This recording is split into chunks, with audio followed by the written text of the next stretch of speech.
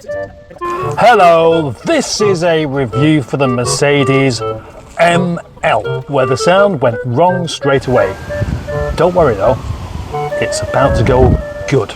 Well, looking around it, it's typical Mercedes really, where it's really quite inoffensive. There's nothing amazing going on with its exterior styling. The grille might look a bit blingy and a Mercedes badge a bit too big, and flared arches, a side step, a mirror with an indicator in it, a slight return to the ridged rear lamps, but only a slight. The vents in the bonnet promise some sort of power being created that then generates heat, needing somewhere to escape.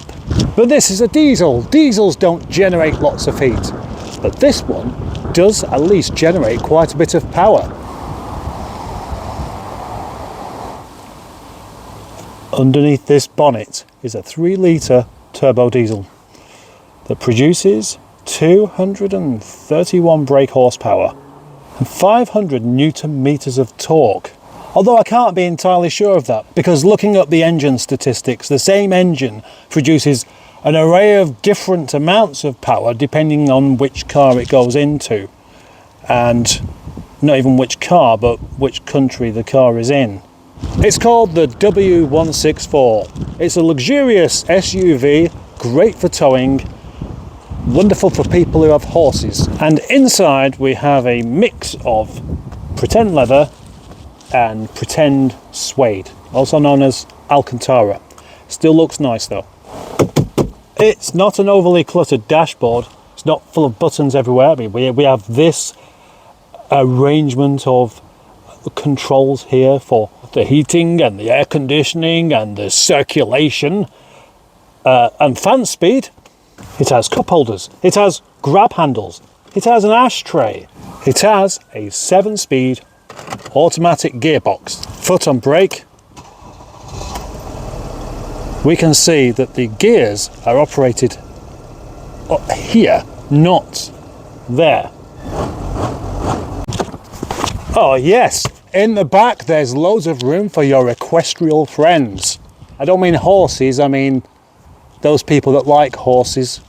We all like horses, don't we? I mean, does anybody not like horses? Why wouldn't you like a horse? Doesn't mean you want to own one. Let's see how excited I can get by the boot. Well, first of all, it's got a combination of a switch and a proper pull lever. It's bigger than I was expecting. A lot bigger than I was expecting. I don't know why, I was just assuming that it wouldn't have a particularly big boot. Maybe that's still down to the fact that when you look at the outside of this car, as long as you're far enough away, you just assume it's not very big. And that has been a strange trick that car manufacturers have been doing for ages, making big cars look small. Don't know why they'd want to do that, but they do, and they're very good at it. What's under here? Well, I know what's under here. With its over 200 brake horsepower and bags of torque and bags of newton meters or pounds foot, whichever kind of torque you prefer, it should be enough to pull this thing along quite nicely. And it does have a towing capacity of 3.5 ton, which is what you need for towing around horses. Along with a trailer, of course, you could probably pull 5 horses. It's an interesting way of thinking about power, is how many nags you can shift. Door shut sounds.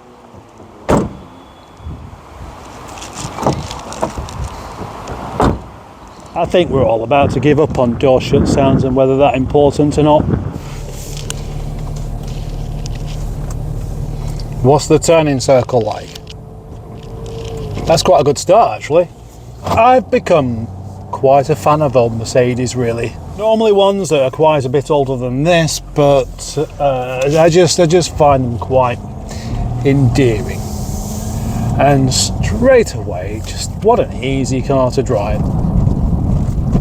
I hate to use the term magic carpet ride because it sounds like a cop-out. Sounds like I can't be bothered to think of my own little quip for such a thing, but that is exactly what it is. It's very, very smooth. There's a bit of noise off the tyres, but not that much. Not a great deal of noise coming from the engine whilst driving it this smoothly, and I can feel already that it is super eager to go. And it's also really rather good on the bends. Not, I mean, I wasn't chucking it around the bends there, but just it glides around the bends. I'm quite impressed. I really am impressed. This is great. It has an almost sporty feel to it. Sporty yet compliant, like Gary Lineker. This particular ML isn't for sale, but I can tell you that it's undergone a serious amount of detailing, and it's not even finished yet. Alan, who owns this car, spent 40 hours cleaning up dog hair and all the associated bits of grubbiness that go with that. He showed me the pictures. They're not very pretty at all. What a determined man. This car was so dirty originally, it's the kind of thing that you'd end up just condemning just for the amount of shit in it. Seems to fix the road at last. So far, I haven't really noticed the gearbox. It just goes from one gear to another without really any kind of fuss, not complaining about it. But it does, however, have the manual paddles on the back of it, of the steering wheel, which is probably not the best place for them, because you can just feel them there, and they very much feel like you could accidentally keep pressing them.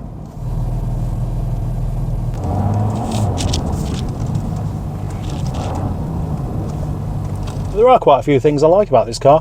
One is the all-round visibility. It's very good. And although it's a big car and it looks small on the outside, it doesn't feel that big to drive. I was expecting it to feel a bit awkward and a bit like, oh dear. But the mirrors are big. Big mirrors! They should always have big mirrors. Maybe even small cars should have big mirrors, because you do need them. It is important to be able to see what's going on all around you. I know it isn't for everyone, but it is for me. Try the kick down.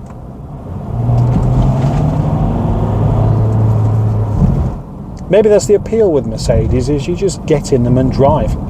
Weird when you consider that it has things in different places, like the gear shift over there rather than down here, like the handbrake where your foot is rather than where your hand is.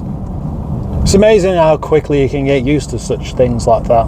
Although maybe the seasoned Mercedes driver would get into another car and find themselves constantly pressing the clutch to release the handbrake. Bet they've done that before. Mind you, people have been admitted into hospitals with carrots up the bottom, so anything. Phone cradle fell off the dash.